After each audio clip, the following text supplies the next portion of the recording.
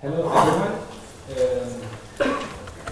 We think that, or as part of our mission as the Wikimedia Foundation, is to provide access to the sum of all human knowledge. But one important part of it is to be able to provide this knowledge in a way that users can understand it. So if we had all Wikipedia just in cuneiform, Akkadian, it would be less useful as it is available in your language. For users that speak several languages, they can have today access to a different amount of information. In my case, I speak Catalan, Spanish, and English, so I have access to some amount of millions of articles. But that's only representing a very small portion of the whole Wikipedia universe. One important piece of data that helps us to understand the potential of translation tools is that even on the biggest Wikipedias, the overlapping content is really small. About half of the articles of German Wikipedia, the second biggest Wikipedia, are not available in English. Not to mention the potential of translating all the English articles to much smaller Wikipedias. This is another view of also the potential users and how productive they are. Users contribute through different language pairs, and studies show that they are twice as productive as monolingual users. So I want to provide support for something that is already happening. Many users create articles in a simple process, which is find that some article is lacking in the language, translate it, and publish it. That's what we are trying to provide tools to make this process less painful. So I'll show you some of the design ideas that we have for translating an article. This is a design where you can see on the left side the source article, on the right side you start to build the translation. I'm going to allow the user to start translating as many or as little paragraphs as he wants, because we don't really want to force the user to translate a lot, we want to focus on quality. So there are some of the key ideas. Provide the user with translation at the one paragraph at a time, so that they can choose how much to translate. Provide context by visually aligning the source and target paragraphs, so I can easily see what's lacking in translation and what I already provided translation for. And provide freedom. Allow the user to rearrange sentences inside the paragraph, because we've seen that translators, depending on languages, follow different workflows and different ways of working while translating. Another interesting aspect is that we want to provide context. So when you select a word or some part of the translation, either at the source or at the target level, you can provide alternative translations by different automatic translations engines, and also information about a specific word.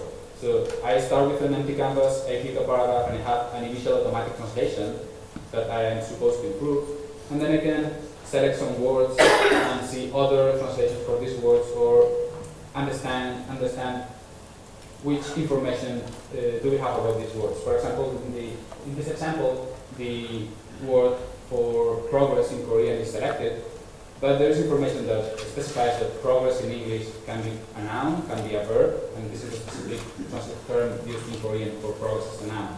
And if you notice the star of another term, it's telling us that this is the most common used term, or the recommended one according to our process. So if you don't mind which one to pick, because both are correct, we suggest to pick one for consistency sake. So again, provide context with information, and also avoid information overload. We can provide lots of information, but I think that it needs to be practical and provide just as much information as needed, allowing users to expand more. And now Santos can provide a bit of the technical details of how are we building these tools. So I'll be brief on the technical parts, but I'm planning to introduce these components. So overall, it's going to be a MediaWiki page, the software in which Wikimedia is built on.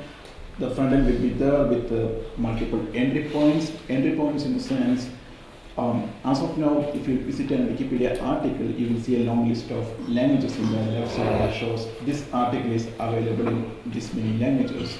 So what we plan to provide multiple points where people can start translating. So suppose I'm a Wikipedia user, I'm reading a page, I'm interested in a particular language. We can decide which language I'm interested based on my user language or the geography I'm coming from. But if that language is not present in my interested language, we are going to show a red link in the left side. So you know the concept of red links in the Wikipedia articles. That means if article is not available, we are showing a red link. That red link concept is going to integrate into the language list. We are going to show a red link in the left side. You click on that, you arrive in the translation center. And we are also going to provide a translation dashboard for managing your previous translations, and also providing some suggestions if you want to start a new translation. Also the translation interface that Paul just explained. In the backend, this I'll not go into the details, but it's we have multiple backend services to work to provide enough translation support data. That includes machine translation, dictionary, link adaptation. For example, if you are visiting an article about hydrogen, there will be a link to the atom article in English Wikipedia. But if you're translating, you need to link a corresponding article in, say, German Wikipedia about atom. So that word may or may not be the same.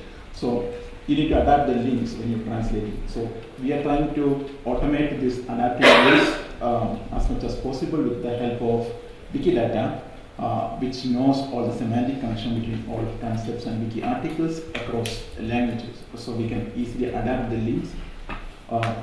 We also provide some kind of dictionary support on context, so that you don't need not only look at the external dictionaries and paper dictionaries for translating.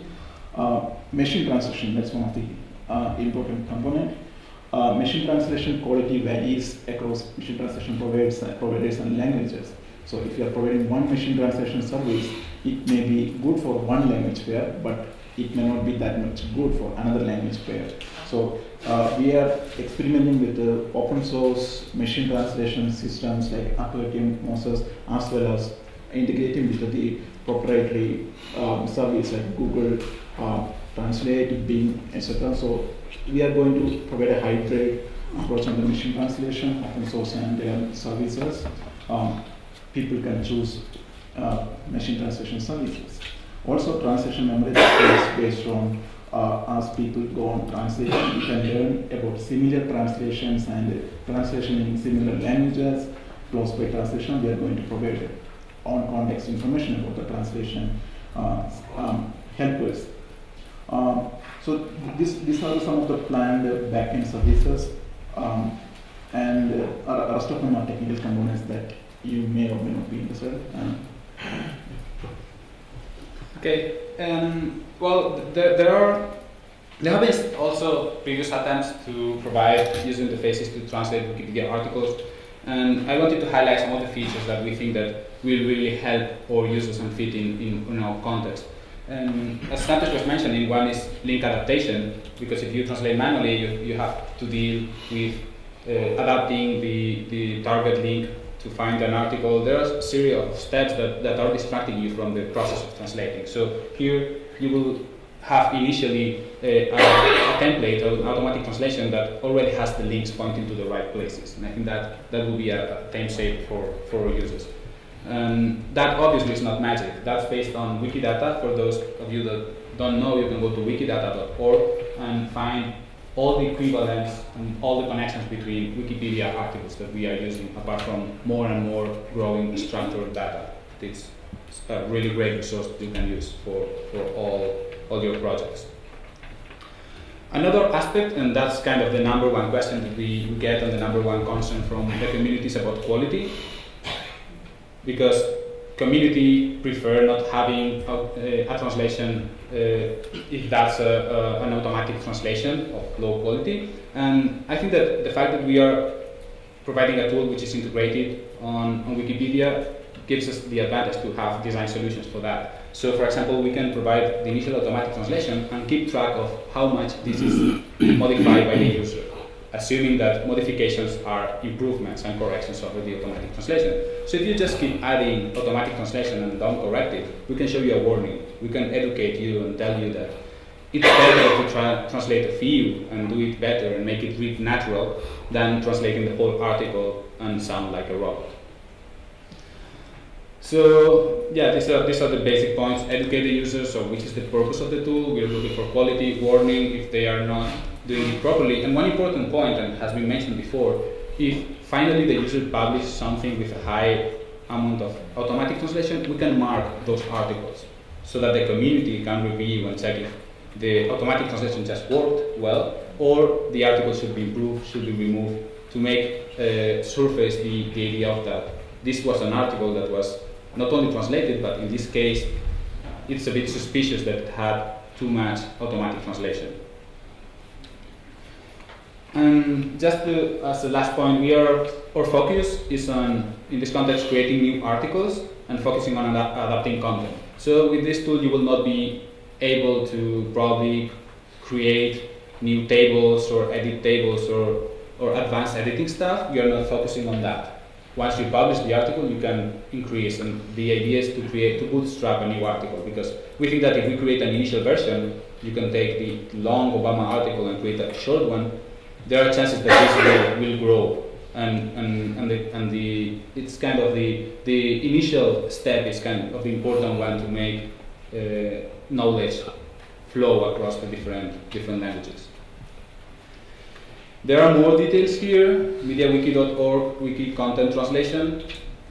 We named the tool in a way that it's clear what's about. And we are also, in particular, I as a user experience designer, I'm really interested on testing things early with users. So you can also join here or usability testing sessions. I will contact you. We will test prototypes or whatever we have available at that moment and identify the issues and get feedback from you. We're planning to provide also different entry points, list of your current translations, ways to identify, as Santos explained, an article is lacking in Netherlands, in this case, Dutch, and I can just access there an entry point so that and start a translation. So we are trying to provide also the opportunity to create a translation closer to the point that you realize content is lacking. And just to quickly end in these 2 minutes, there is a common point with all these language tools, which is language selection. The content translation tool is in development, it's not available, but what I'm talking about now, it's already there.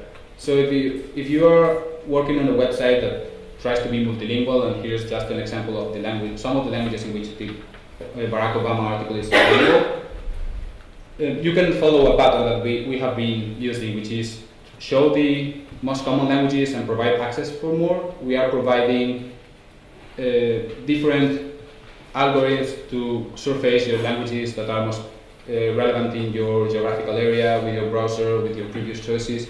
And that's a component that it's available and you can use to select a language, search a language, even in a different language, so you don't have to think if I have to search my language as Spanish or Espanol and scroll a long 300 language list.